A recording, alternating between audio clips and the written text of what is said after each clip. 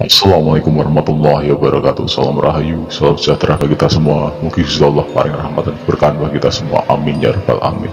Nah, Mbah Mul ingin memberikan sedikit wawajangan ya tentang mitos bahwa orang Jawa itu tidak boleh menikah dengan orang Sunda. Nah, ini sering banget dibahas.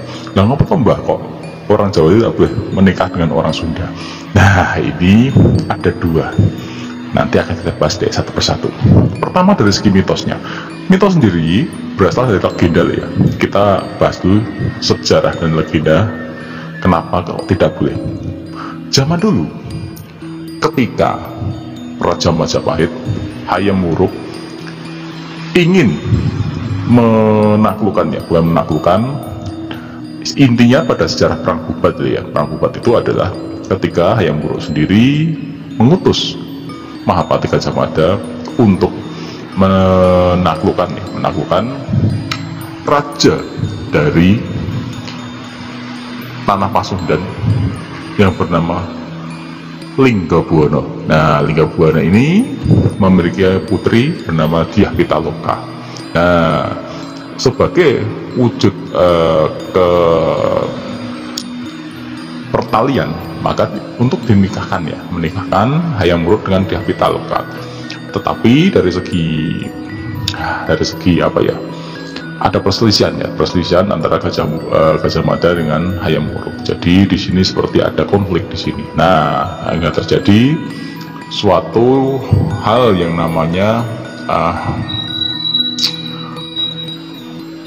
pembelaan, istilahnya ada perang besar yang di situ memang ada bela pati ya. Jadi Dyah Pitaloka bunuh diri demi kehormatan negaranya. Nah, sampai terakhir keturunan yang tersisa memberikan suatu aturan bahwa nanti calon atau pendamping dari raja itu adalah orang Sunda sendiri.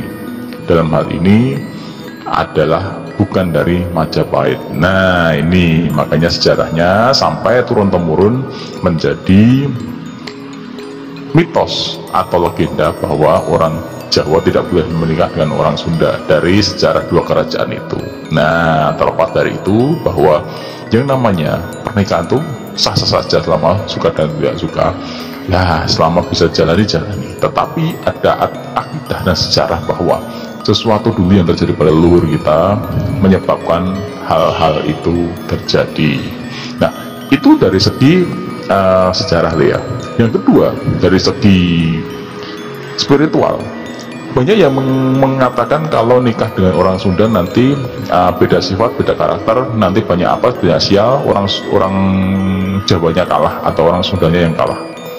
Kalau yang Sunda ada yang perempuan, nanti yang prianya kalah. Kalau yang Sundanya adalah laki, nanti Jawanya kalah. Wallah alam. Nah, ini perlu diluruskan ya, tanpa menyudutkan pihak manapun.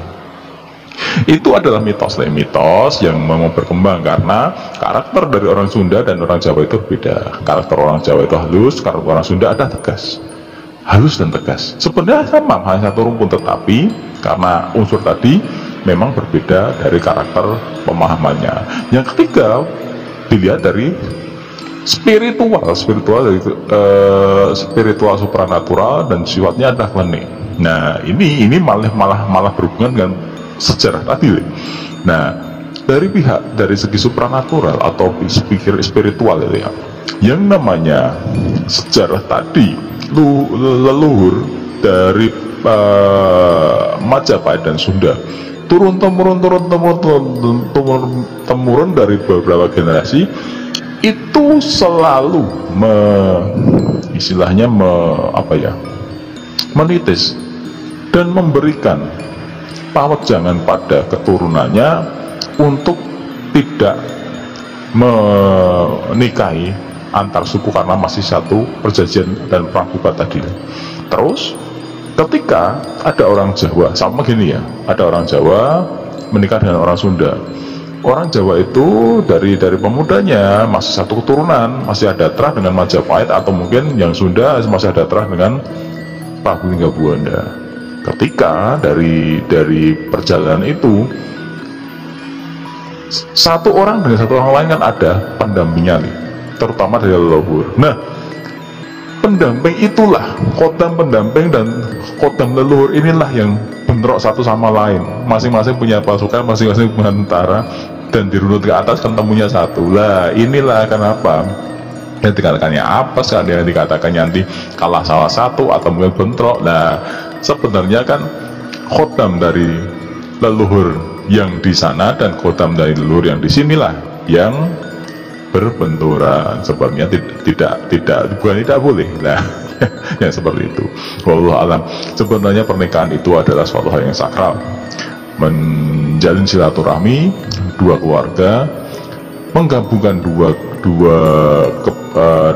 kepentingan yang berbeda dan menjalankan sunnah Nabi Muhammad SAW. Tidak ada yang salah, tetapi kadang dalam struktur sosialnya, jika diturun dari tarahnya ya, dari tarah keturunan, kadang itu berpengaruh. Kalaupun tidak berpengaruh, sudah berpengaruh dari sisilah. Kadang di masyarakat kok berpikir seperti ini, apa ya ora benturan. Nah, kadang yang ada yang berpikir seperti itu, ada yang berpikir ya serapopo. Tapi ada juga yang berpikir bahwa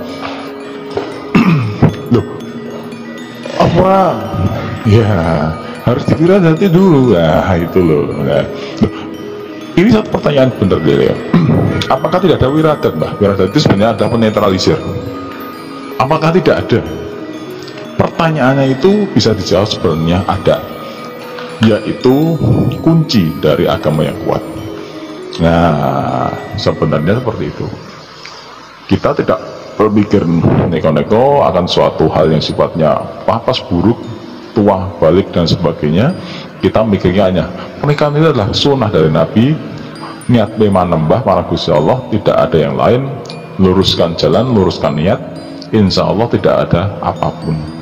Itu pun juga yang namanya keimanan, tekad, keyakinan itu kan naik turun ya, tebal tipis. Nah, kita juga tidak bisa menghalangi itu. Wallahu alam.